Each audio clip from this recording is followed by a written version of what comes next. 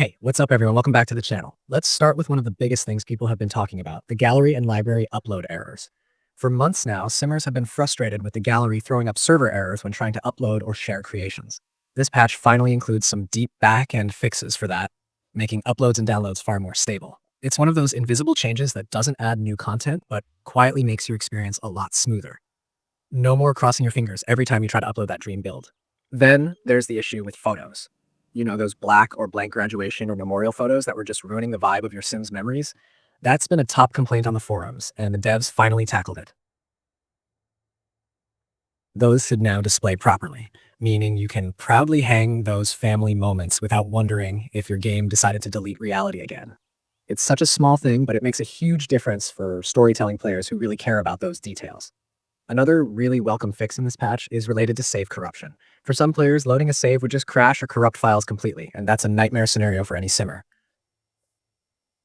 The teams addressed two known save corruption bugs, and they've also strengthened the game's overall save handling. It's basically The Sims 4 learning to protect itself better, especially when mods or gallery content are involved. So if you've been living in fear every time you hit that save button, you can relax just a bit. Still, it's always smart to back up your saves before updating, just to be safe. On the gameplay side, a few packs are getting some love. For those who own Seasons, there was this frustrating overheating death bug caused by certain ghost auras. It made no sense. Your sim could be inside, chilling, and then suddenly they'd overheat because a ghost decided to glow too brightly nearby. That's been fixed now. And for growing together players, the pull to stand milestone for infants is clearer and works more reliably.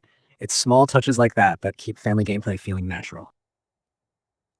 If you've been noticing idle Sims who just stare into the void instead of caring for their babies or finishing tasks, you'll be happy to know that's been addressed too.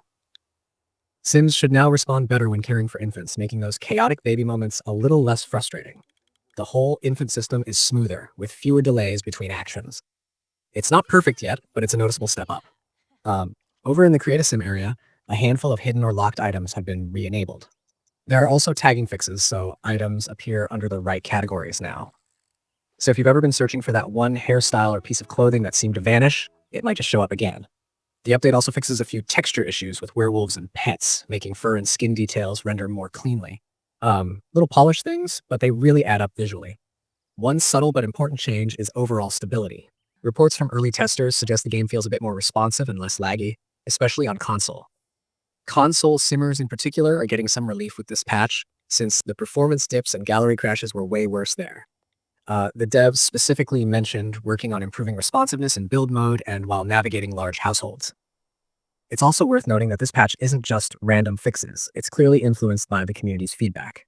Clear seeing her Londwinkel holding last.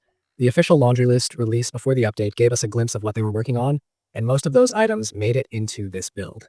The team seems to be paying close attention to high-voted issues on the forums and social channels, which is great to see. One last thing that stood out is how this update subtly ties together some of the smaller pack glitches.